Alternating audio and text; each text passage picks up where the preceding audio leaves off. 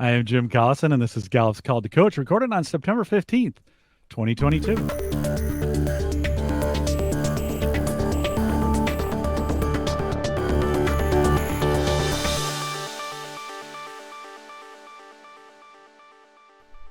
Call to Coach is a resource for those who want to help others discover and use their strengths. We have Gallup experts and independent strengths coaches sharing tactics, insights, and strategies to help coaches maximize the talent of individuals, teams, and organizations around the world. If you're listening live and you don't see the chat room, we'd love to have you in it. There's just a link right above me there to it. Click on that and sign into the chat room. If you're listening after the fact, you have questions, you can always send us an email, coaching@gallup.com. Don't forget to subscribe to Call to Coach on your favorite podcast app or subscribe right there on YouTube so you never miss an episode.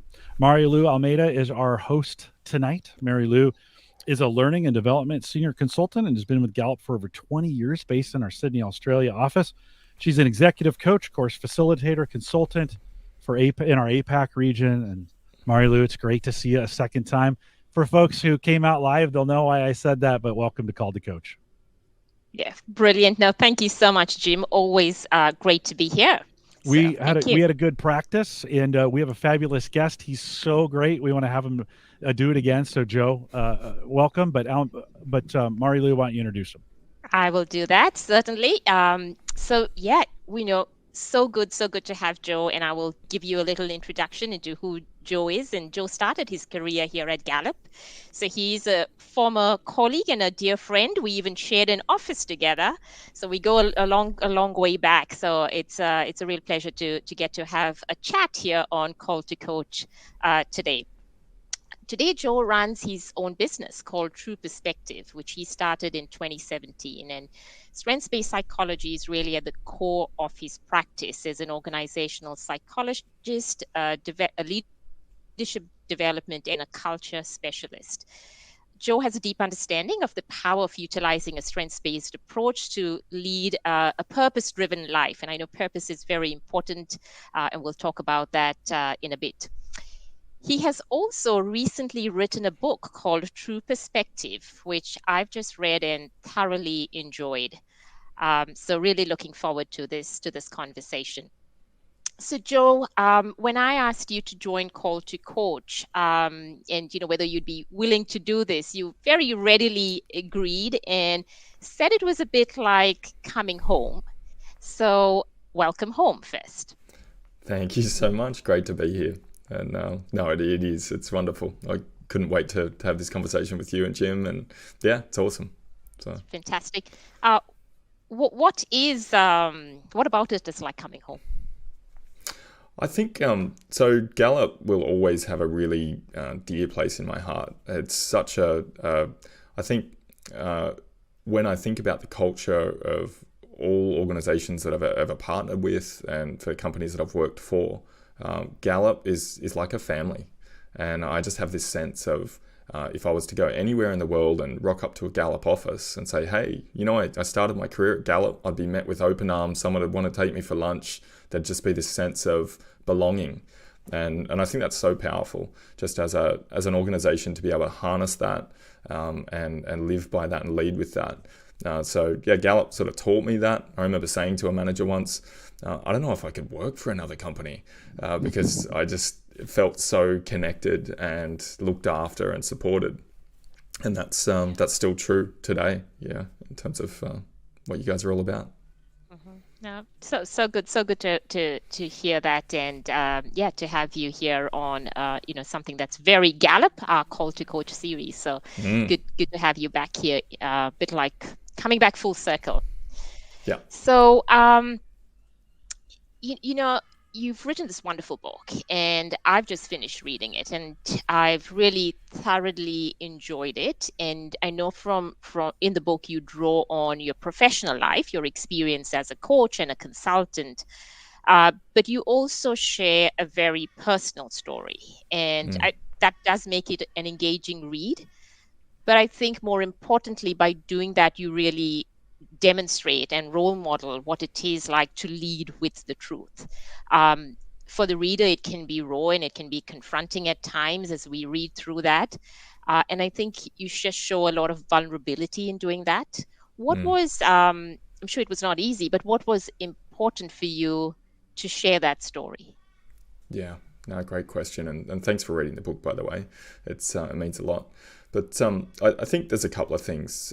For me, sharing my story was, there's a bit of a selfish reason around it. I think I understand the importance of being able to liberate yourself of some of the stuff that you've experienced in the past. And I do share some quite challenging experiences and how that's then formed my understanding of self, but also others. So that's probably the first reason, just that selfishness associated with wanting to do something that was enabling me to be quite cathartic with it and just express myself and get it out there. I think the second reason is asking clients or asking people to be vulnerable is, I think it's unfair, especially as a psychologist, because there's this distance or this barrier because you're a professional and there's this authority there. So I wanted to show my clients and demonstrate that I can be vulnerable too, and I'm human. Even though I'm a psychologist, I'm human, and I want to respect them and myself in that process. Because sometimes when you're coaching somebody, their story, it actually overlays with your story and it has an impact on you, and you feel emotion in that moment. And rather than run away from it and say, oh, that's not allowed and I can't be human in this conversation, actually you can. And I think that's what we should aspire toward. Mm-hmm. Yeah, so you talk about sort of the importance of sharing that, right? And what I think what struck me also in your book is it's not just your version of events, right?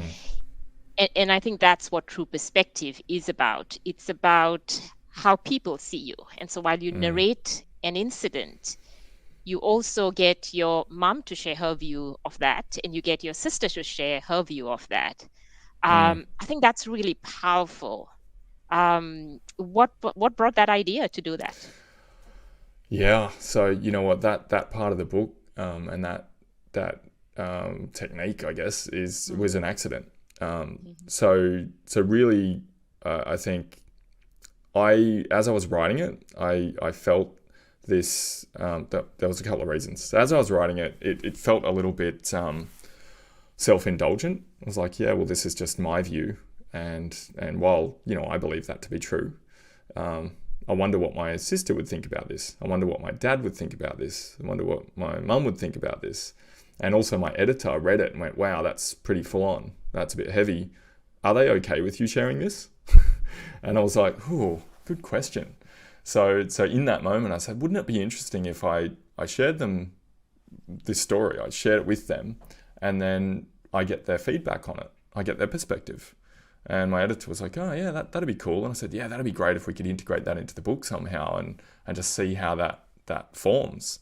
And so I did. I asked for my sisters, my dad and my mum to provide their perspective, and just kept it within the confines of direct family, and that was really interesting. And of course, one of my sisters decided not to partake.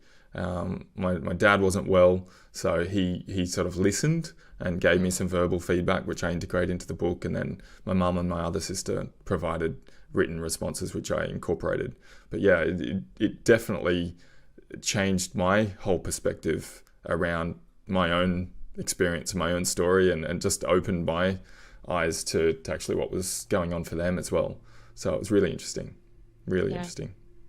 It is, just reading it, I think it's so powerful, and it reminds us that everyone may view the same situation so differently. And sometimes when we're in that, when we are coaching someone, we're hearing it from one perspective.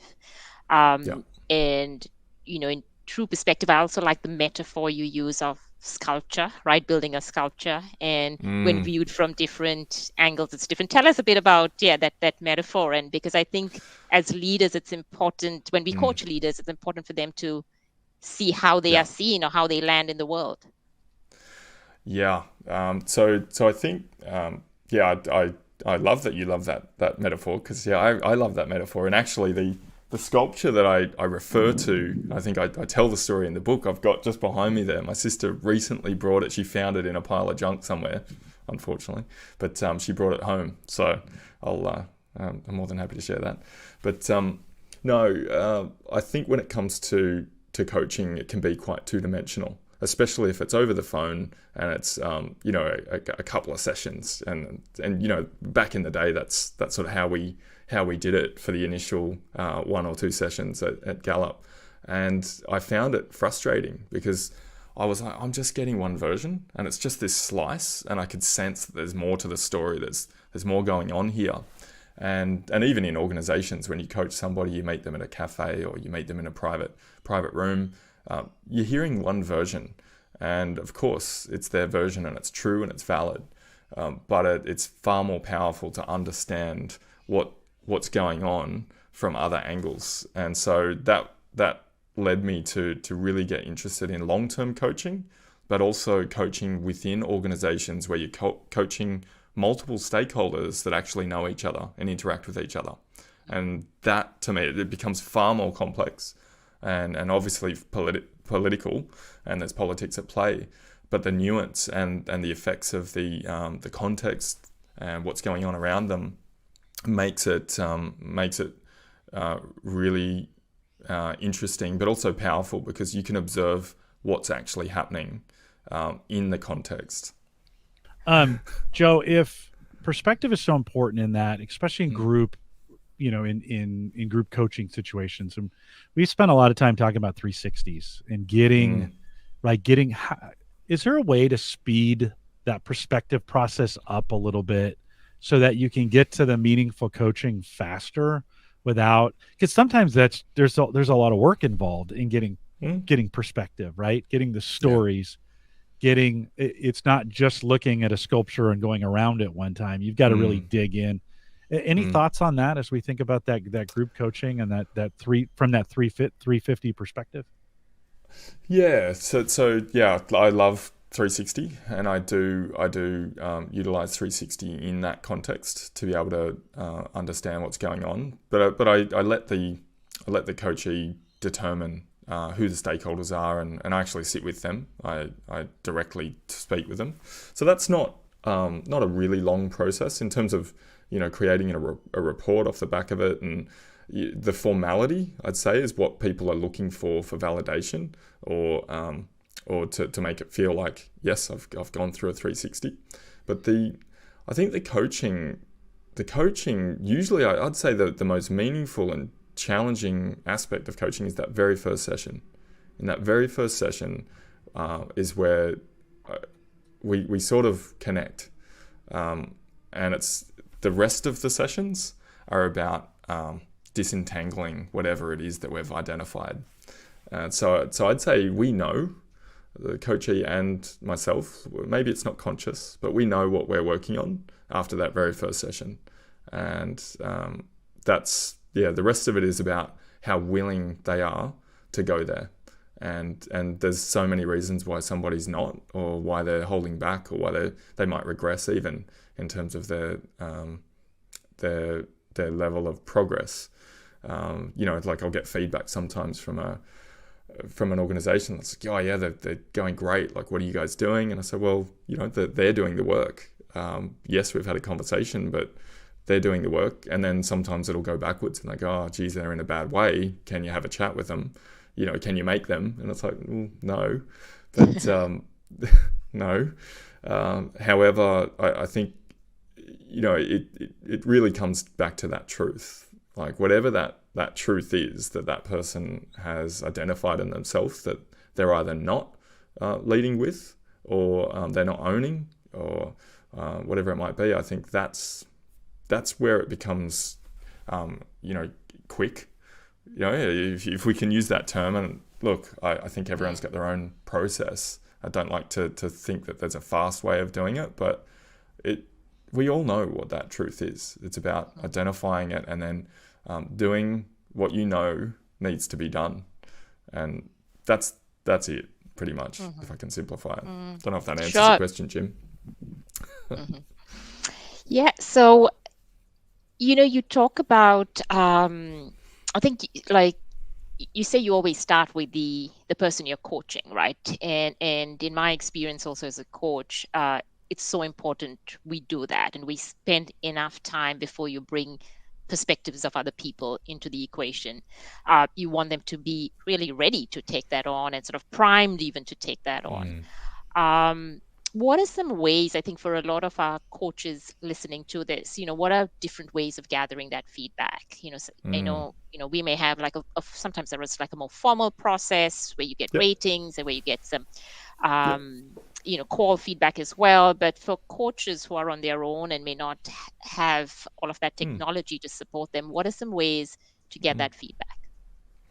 Yeah. So I think there are tools, and you can use tools. With 360 tools, there's thousands of them, and they're not hard to identify and to buy. So you can purchase them. They typically look like a link that you send out, and either you can direct who provides the feedback, or you can ask the individual to direct who they want the feedback to come from, rather than stress about what sort of tool you're going to use, because I think that is less important. I think what's more important is engaging that person in the process of seeking feedback, because if they don't want the feedback, or they're feeling scrutinized or evaluated or judged as a result of that feedback, then it's just not going to be helpful. It's going to be a waste of time, actually, and probably more damaging than good. So an example of where that isn't a good thing to do would be if an organization said, look, we've got this person that, they've got some challenges. We think a 360 would be really useful, so they can hear the actual truth, and then, we can, do the work with them and make them better. And I just think that's such a terrible starting point, because firstly, that person needs to feel understood. And usually if there's some challenges, maybe they're not feeling understood. They're not feeling heard. They're not feeling supported. So I always like to start with that. It's getting to know them and letting them know that I'm there to support them. And actually, they're more important to me than the relationship that I have with the person paying the bills. Don't say that out too loud. But it's true. It's like, actually, the person that I'm coaching, of course, their organization has supported me to come in and work with them, but that's what's most important to me, to work with them and to actually enable them to do what's right for them. And sometimes that can even be leaving the organization. Say, oh, what, you're here to coach me out? So is that what you would like me to do? And I mean, look, ultimately, that's like, I'm there to serve them. And so if they've said, yes, I really want feedback, what would that look like? Then starting by just getting them to nominate their key stakeholders. And before I do anything, they need to have the conversation with them. They need to engage with them and say, hey, I'm going through this process. I've got this coach, his name's Joe, and he's gonna connect with you. Are you up for that? I'd really like some honest feedback. And so enrolling them in the process, I think, is so important for two reasons. They're letting them know that it's important, but secondly, they're saying, I'm going out of my way to make sure that I've got a coach that's going to meet with you and sit down and talk about me and give me that feedback. So I'm invested, right? So it matters. So I'm definitely going to do something with this feedback if you're willing to give it to me. So that relationship right there, that process, it changes. So rather than just sending out this impersonal link that they then fill out in the secrecy of their own home and put a few extra commas in to make it sound like someone else has said it, I mean, I'm just not into that. I think the real magic is in what people are sharing. And I think when you're doing it in person as a coach, you can dig a little deeper. You can seek permission to share that information directly with them and say, are you comfortable with me sharing what you just said directly with them? And I think that's a really powerful way to do it. Joe, I think you just answered my question in that answer, as opposed to the one right after, in the sense that engaging them in the process and then having them reach out saying, hey, I'm engaging, that the act of doing that, the process of doing that, may speed up that perspective, because the individual's hearing it from them, right? It's totally. And almost granting permission from that, and that may speed up that relationship process. Yeah, That's great. yeah. Yeah. And then there's no challenge with confidentiality either. Right. It's like, well, how can I trust that what you're doing? It's like, you've nominated them, you've asked them for feedback. I'm just the vehicle, I'm just the messenger. And transparency around the questions that I'd ask. And we always start with them, right? So we start with them first. It's like, here are the questions that I'm going to be asking your stakeholders, but you need to ask them of yourself first. And so they know exactly what I'm going to ask them. I say, I'm not changing anything. It's just going to be slightly reworded because it's coming from them to you, not you about yourself. And then we reconcile that and have a good conversation about it. But there are usually no surprises in it. The truth is always in there, but they already knew it. It is, I think, so important, like what you just said there about just building trust in that process, right? I think so often organizations where they fail with 360s is it's almost seen and used as an assessment tool rather than a tool for development, right? Should be purely for development rather than assessing who's doing what and what the score is. Correct.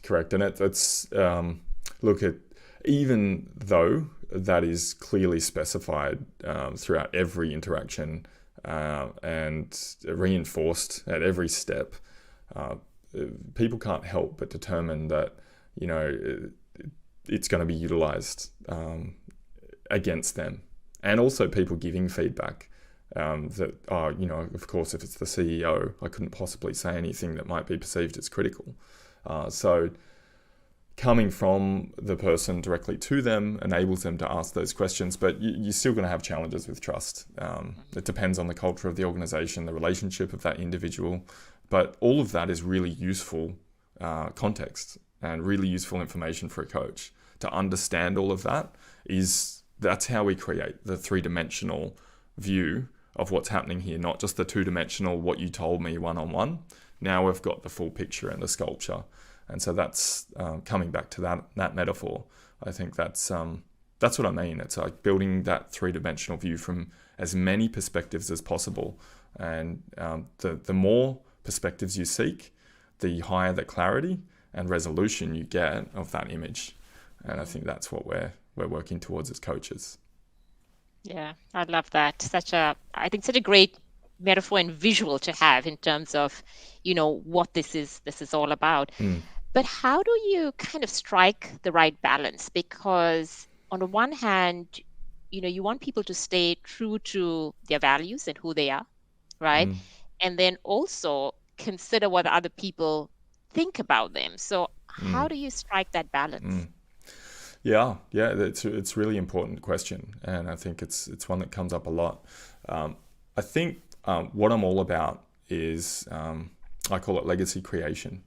And simply put, if legacy feels like too much of a big word, simply put, it's how do you want to be remembered, right? So as a leader, as a parent, as a sibling, whatever it is, in whatever context you're in right now, how do you want to be remembered? And I think most people, and I say most because there are exceptions, want to be remembered in broad terms positively. They want people to reflect on them positively. So if I can align people to what that legacy is, and now we're talking about the future and we're creating that persona, that perspective. Yeah, this is who I want to be in the world, and this is how I want people to reflect on me. Then we come back to, well, that should be how you reflect on yourself. And if there's a gap there, then we have a problem. We understand why it's not working for you. If how you want to be remembered is absolutely aligned with what you say about yourself and what you think about yourself, then we look at how people are experiencing you and what's the reality and what's the difference. And I think that's, it doesn't always have to be bad, right? You can be misaligned, but people are experiencing you positively. It's just not necessarily how you want them to experience you. And vice versa, you've obviously got situations where people are experiencing you negatively and you weren't aware. But that would be a more difficult conversation, but no less important in terms of what you need to work on. Because I think when you're aligned, you're experiencing congruence. And when you're congruent as an individual, you have greater capacity. And when you've got greater capacity, then you can help people. And if that be as a parent, as a coach, as a leader, as just a human being in general, when you've got greater capacity, you can help people do more and share your wisdom and experience with them, rather than be so focused on what's going on inside you. So yeah, it's less about what people think about you, because that's an assumption. I think it's their experience of you is what I'm angling for. Okay. Do you ever come up like with situations where maybe, one person's feedback is very different from the others? And are you looking for generalizable sort of themes? Yeah. Yeah, so sometimes, absolutely, you get individuals where the feedback is very different. Now, I don't limit the feedback that people seek to the work context. I allow them to include, sometimes they include partners. Now, there's a reason why they might include a partner, because they've worked with them in the past, or they currently work with them, or they just really value their perspective and know they're going to be honest. Sometimes they include clients. Or friends that know them really well, that speak the truth, or they're very direct. So they want that loving critic to have that opportunity to speak their mind. But of course, there's really unique elements that come out from certain people, depending on their relationship with them. If they've only really worked with them in one context, then they say, well, this is my experience, but it's only in this context. But then I do look for the themes, and there's always a theme. There's always something that comes out, and I think that's the magic of being able to speak with so many different stakeholders that they've personally chosen. There's a reason why they chose that person, because they feel like they know them, or they've got something to share with them. So, yeah. Joe, can you dig in on that word theme? I know we mean not theme in the terms of CliftonStrengths themes, but I'm intrigued by that word. There's a theme. Can you elaborate on that a little bit? Yeah. So a theme would be a consistent. So it's maybe it's a word that people use, and obviously they've not even met each other, right? These stakeholders, they don't know each other. They don't know what the other people have said. I never divulge that, but they might consistently use a word like direct or challenging, or they're very strong with their words, or so that would give you a theme, a sense of, okay, so they're saying that this person's quite confrontational, or they can be quite challenging with their words. And so I'll reflect it back to understand that a bit more. So when you say direct, like, give me an example of that. And then they'll talk about it, and then I'll go, right, okay, now I've got a really good understanding, because that's exactly what my coachee is going to ask me. If I say, so one of the themes that came back was you tend to be quite direct. So what do you mean by direct? So I need to know what that looks like and be able to explain that to my coachee, so they're not confused or defensive about it, but they're actually listening to the feedback and accepting the feedback as valid, not rejecting it and saying, oh, well, that's just one person's opinion. And you've got to be careful as well of trigger words. And what I mean by that is there's examples that I could draw on where I've done a 360 and I've given the feedback, and it's been written in a report, and they've read something, and it, for whatever reason, somebody in their stakeholder group has used a word where it cuts them, right? And we've all got stuff like that. If a certain person used a word, you just go, God damn it, how dare they? And to stop that from happening, because inadvertent, sometimes I've used a word where I say direct, and for whatever reason that is a trigger word for somebody. I think it's really important for that first feedback session to not have anything written. It's just a conversation, and it's actually just socializing the themes with them. So if they go direct, what? And you see something happen, you're like, whoa, okay, trigger. So when I say direct, what I'm talking about, and it's my word, it's no one else's word. This is a theme that I've heard and extracted, and I think that's really important to just slowly integrate this information, because it is big for people. It can be really big. Well, the reason I asked you that question is because your cadence changed when you said the word theme. You almost, that was almost like a word for you. You were like, there's themes, right? And so listening for that in the conversation, I was like, oh, there's got to be something maybe more to that, right? Maybe just a little practice kind of in that. Can I ask a follow-up question? And Marie Lou, I hope I'm not jumping the gun on this, but as we think about the CliftonStrengths themes, then the other set of themes, how are you listening for those? And is that a part of it? How does that framework fit in to that listening? Yeah, so and I do use CliftonStrengths in all of my coaching engagements because I think the tool's brilliant and love it, and it has that developmental focus. So I think when you're delivering feedback, there's a natural tendency for people to see it as quite negative, even when it's quite positive. They'll take this is bad. They're just armed for it, and it comes back to that trust and that feeling evaluated perspective that most people have when they're getting work colleagues to give them feedback.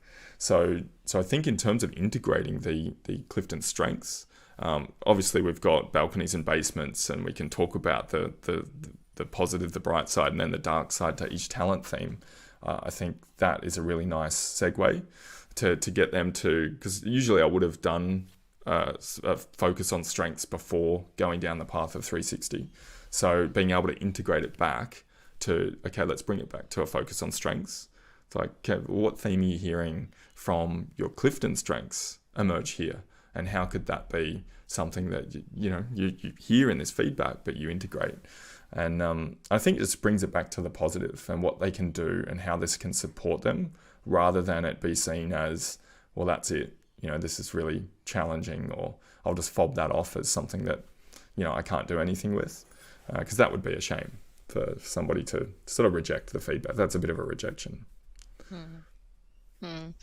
You, I think you explained that really well, because, and it has been my experience as well, when where people can see how maybe that talent theme can help them and hinder them, they're going to be just a bit more open then to receive that feedback. Like I've had someone, receive feedback in the 360 where it said, needs to listen more. And while that can seem, quite harsh if you just read it without any context, but this person was high communication, right? So they were, already quite aware of times when, how communication helps them, but also how it gets in their way. And so then it wasn't coming like out of the blue. It was something that they were kind of ready or primed for. Yeah, no, absolutely. And even if it wasn't communication, say if it was restorative, for example, they could say, well, they just need to listen more.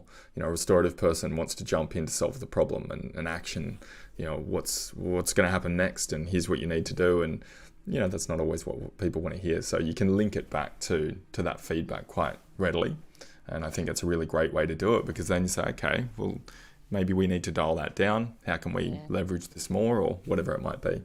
So, How do you kind of ensure people don't obsess about just a few, maybe trigger words, like you said? Because that's, I think, is a problem often with 360s. They latch on certain words, and that's all they see in that report. Yeah. That is, I think first you've got to call it out and say, this will happen, because it will, and it does. Everyone does it. Even if it's, like I said, largely positive, people tend to focus on very small elements of that feedback and don't see the bigger picture. So rather than ask, the question of why this feedback, or why did they think that, or why this word, just slight shift and change it to a what.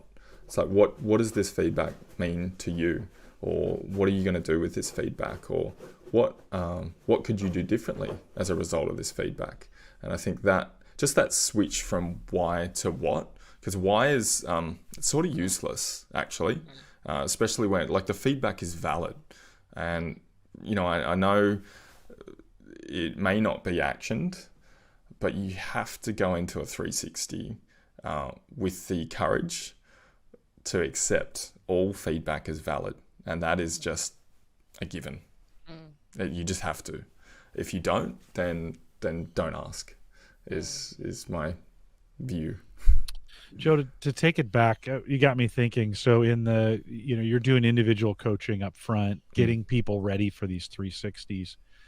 In the conversations about their own themes, their own CliftonStrengths themes, do you can you get to those or can you sense those trigger moments in advance? And does that help you in the 360 process, or can you see some of those things coming because you've worked through that individual coaching from a CliftonStrengths themes perspective? Sometimes, yeah, sometimes. I think if during the CliftonStrengths, and it doesn't happen often, but I think where somebody is they don't like their themes, or they sort of reject it a little bit, I think that's a bit of a red flag for, okay, that there's going to be some home truths here that aren't going to be readily digested. They might cause a bit of a hiccup or a bit of heartburn. So I think that's probably, I think it doesn't happen often though, if I be really honest. That's quite, quite rare. But that would be it, I'd say. Mm-hmm. Sure. So, you talk about perspective, right? Considering what others may think of us. How do you also get the individual you're coaching to lead with the truth? Because, you need that from them. A great question. And the honest answer, this is leading with the truth, I don't know. I think it really comes down to identifying choice. And I think if you want to be a leader, not just at work but in life, you need to discover in whatever it is that you're facing your choice. And I know that it's not a new concept, and I'll steal the concept from Viktor Frankl, and that between a stimulus and a response is your choice to behave in whatever way you want to behave, and no one can take that away from you. And so giving somebody that opportunity to identify their choice in their moment, that's their opportunity to lead with the truth. I can't force them. All I can do is highlight the choice or enable them to identify it for themselves. And then we can talk about some of the challenges that they're facing that are preventing them from seeing that choice or taking that choice. Because, it's complicated, and I think it would be unfair to say, oh yeah, it's easy, just do this. That's not true. And we all know that to be the truth in ourselves when we're facing a challenge or a difficult decision or a life change. It's not simple. And I think it's patronizing to try and break it down to be simple. So the only thing that's simple about it is it's a choice. And the second that you recognize that, it sort of empowers you and enables you to see it from a different perspective and to embrace it. Even though it's still hard, it does simplify it. It's like, right, it's a choice. I need to make this choice, and then I'll figure out what happens next. That I think is all you can do. Yeah. Now that is I think really good advice. It's a tough one, and we all come across it, as coaches. You may come across that odd person who doesn't want to be coached, right? And I know in your book also, you talk about the importance of being coachable. What are some insights you've had over the years on getting them to be more coachable? Yeah. So look, I think it's so important how it's framed. The purpose of coaching is I think if they feel like they've been asked to be coached, like say someone's, I've had assignments where somebody's done something silly at work, maybe with a client, maybe engaged in ways that they shouldn't have, and to demonstrate that they're taking it seriously, the organization says, right, we're going to get coaching for this individual, so sort of, we're going to help them change their behavior and be a better person, just so the client doesn't get upset. That was a waste of time for the majority of that coaching engagement, because the person was like, I don't need to be coached. Like, this is a joke. Like, it was their fault and their problem. So I'd say for 90% of it, it was a bit of a waste. And I actually called it and said, I don't think this coaching is useful, because you clearly don't feel like you need to be coached, and more than happy to just press pause or exit this whole engagement, because you don't want this. Oh, no, I do want this. And I said, great, what do you want? And so just put it back into the coachees court as to, this is your time. I'm happy to turn up. It's sort of like, think back to, I don't know if you've seen Good Will Hunting, and he's told he has to be coached, and he's sitting there and he goes to all these different coaches and none of them work, right? Because they're trying to do something that he doesn't want. And then his final coach says, yeah, cool, all right, I'm happy to sit here, and we'll just sit here and stare at each other for the next hour, and that's cool. I think that's a really valid way to deal with somebody, to enable them to make the choice that, actually, no, there's stuff I do want to talk about, there's stuff that I do want to clear up here. You can't force anyone. Yeah. It appears like for you, coaching is a bit about a journey, right? It's not just a one-off session. A question I get from a lot of our coaches is, how do we structure this? Should we have topics? What does that look like? What's your advice on that? Yeah. So yeah, I have adaptability in my top 5, right? And it's one of those it's always been in my talent theme. So I strongly align to it. I use it on a daily basis. I'm using it right now. But I think I don't like to go in to any coaching engagement with a very rigid structure. I just think that isn't. It serves me, because it makes me be able to be prepared and know what I need to talk about. But how's that helping my client, actually? How is that serving them? So the other side of it, though, is what I've realized in running my business. If you pitch yourself as, I'm a coach, and what do you talk about? What's the structure? And you say, we just go with the flow. People don't buy it. They're like, hang on, that doesn't sound very good. You don't seem to know what you're talking about. How can you just go with the flow? It's like, yeah, but you'll understand once you're in it. No, people want structure, and especially if they're, say, a head of HR or head of OD, they want to know what's the structure. So how I work around that is I talk to 3 different topic areas that I like to cover with my clients, and the first being a strengths focus.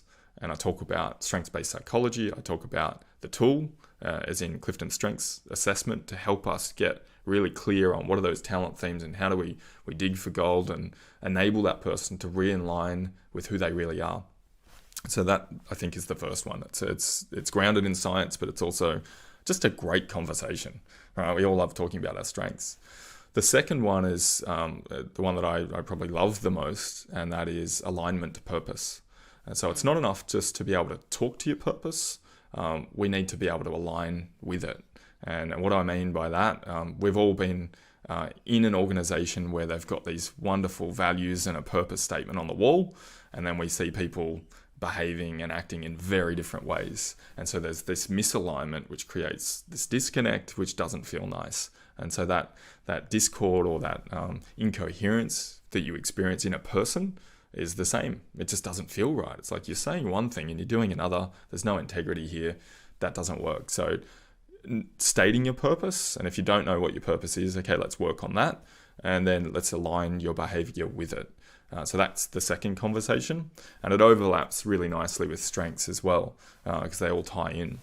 The third one, and I guess I'm talking about a 3-part Venn diagram here: strengths, purpose, and then at the bottom, which underpins that, is emotional regulation. And I'd say this one is, or self-regulation, it's another way of putting it.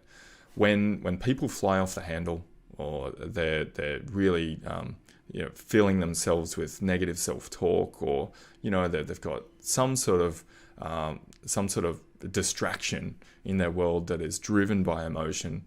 And we've all had it. You know what I'm talking about.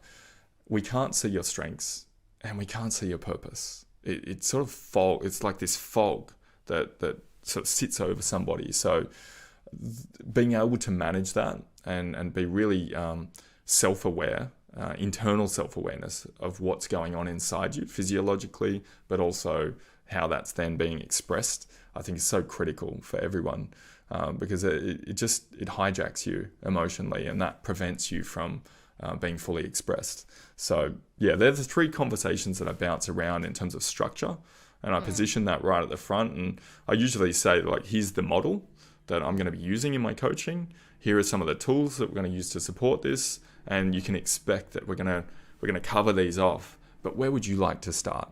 And so typically they'll say, oh, look, I'm really fascinated with purpose, or yeah, I can't control my emotions very well. I think I need to focus on that. Or I'd love to start with strengths because I've never done my strengths, or I did it. And so it just becomes, it's their choice as well. So I love the concept of enabling them to lead the conversation. And then, of course, I'm maneuvering as well, but I want them to own it. I want them to engage with the conversation more so than me directing it.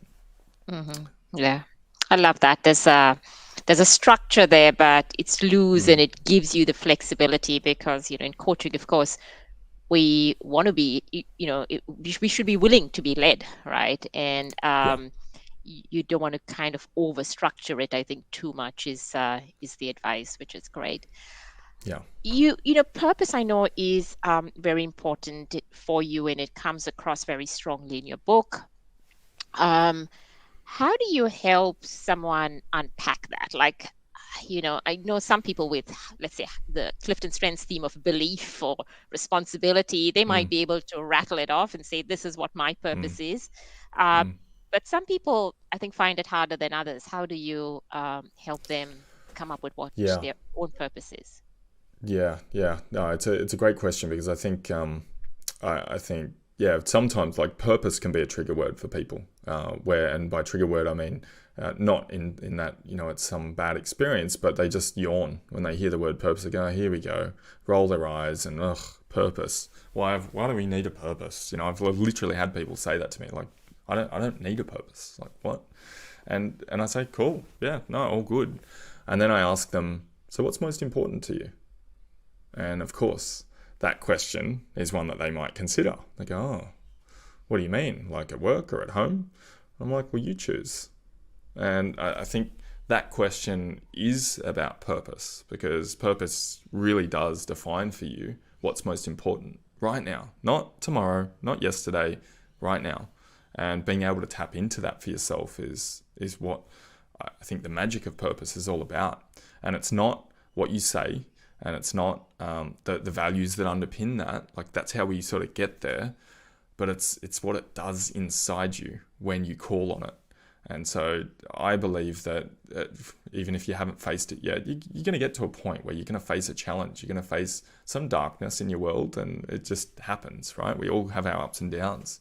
And being able to call on your purpose is the purpose of a purpose.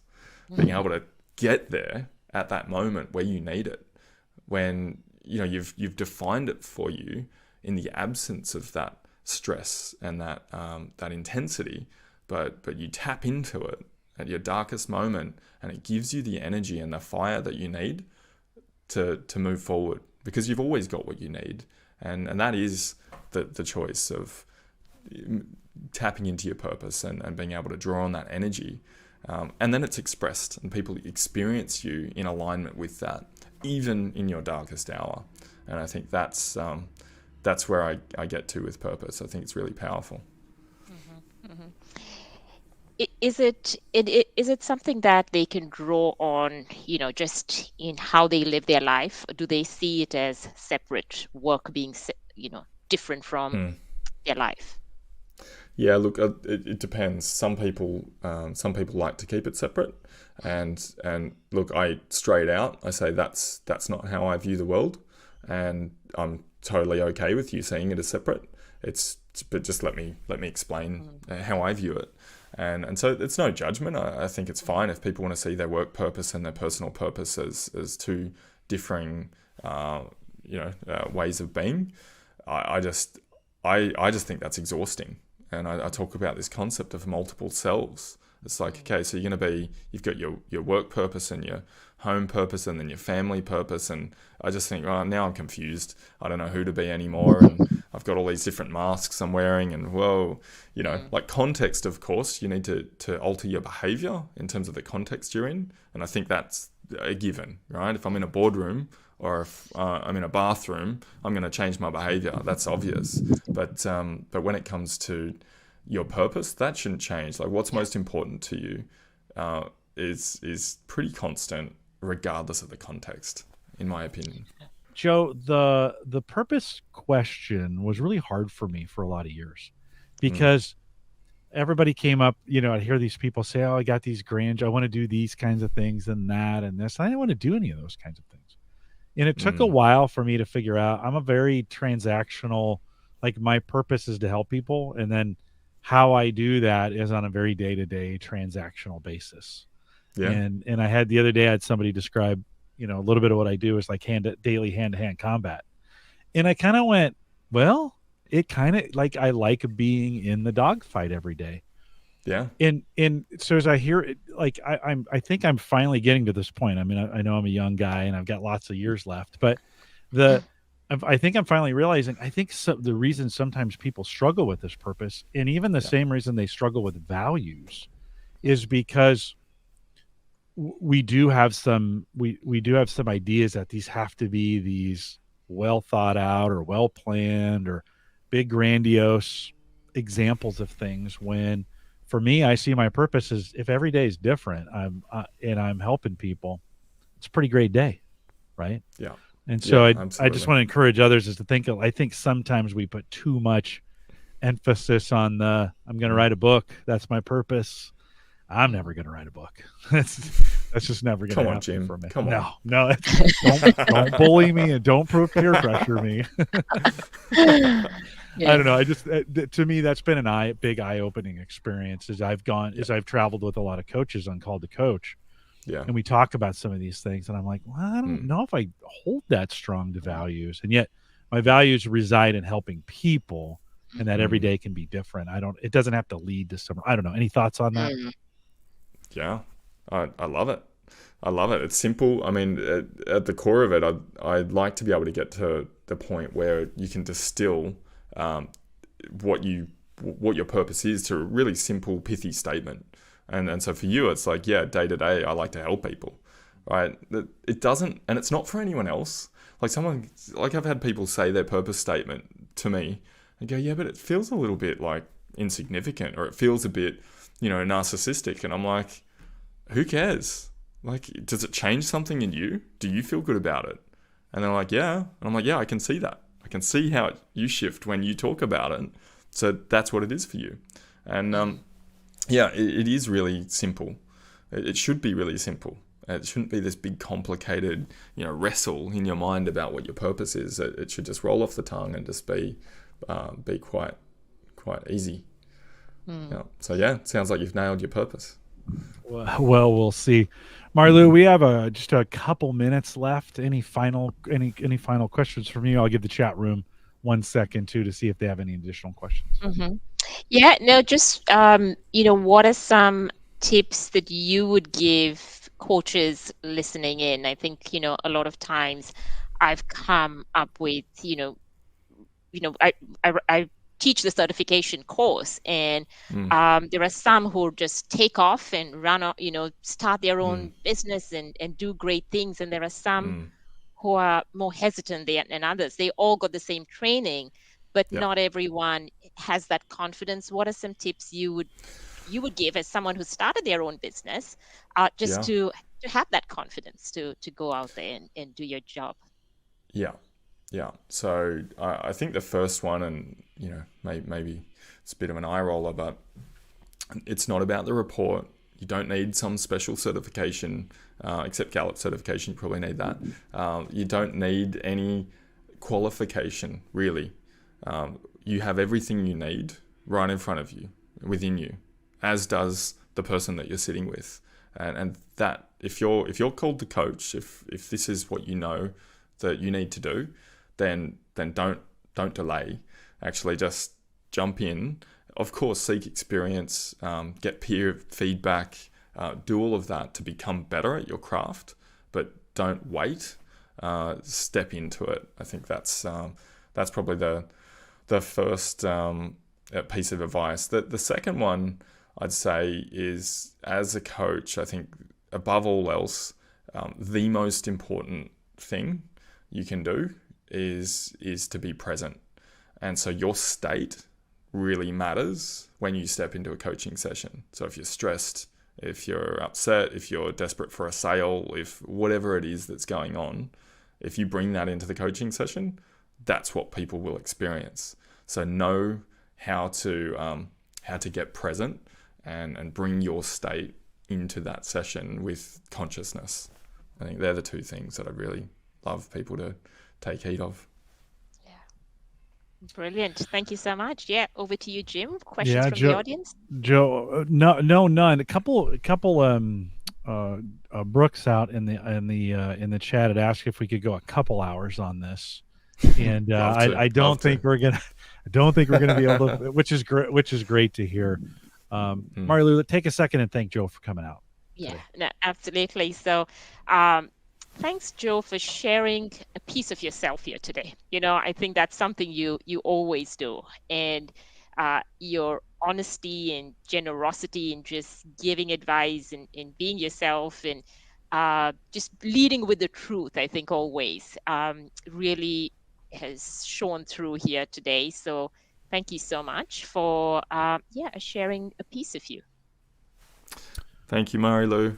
Thank you, Jim. It's been a pleasure. It's been really great to come. Likewise. You bet, Joe. Thanks for coming out and sharing that wisdom. I was very intrigued. I have to go back and listen to these again anyways, and I'm going to enjoy it a second time through, except for my mistakes, but a second time through. So thanks for coming out and being a part of it.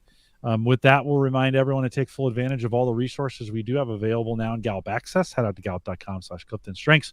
You can log in there. Tons of resources that are available for you. A lot of stuff that we talked about. We've got some great stuff for you out there as well. Don't forget that you can follow us on Eventbrite if you want to stay up to date on all these. And we're going to be doing more of these here out of Australia, which we're kind of excited about. So join us on Eventbrite, gallup.eventbrite.com. If you have questions around coaching, master coaching, or you want to become a Gallup certified strengths coach, send us an email, coaching@gallup.com. You can find us on Facebook, facebook.com/groups/called-to-coach, or just search Clifton Strengths on any social platform, including LinkedIn. We'd love to connect with you there. We want to thank you for coming out today to be a part of the program. Thanks to everybody who joined us live. And with that, we'll say goodbye, everybody.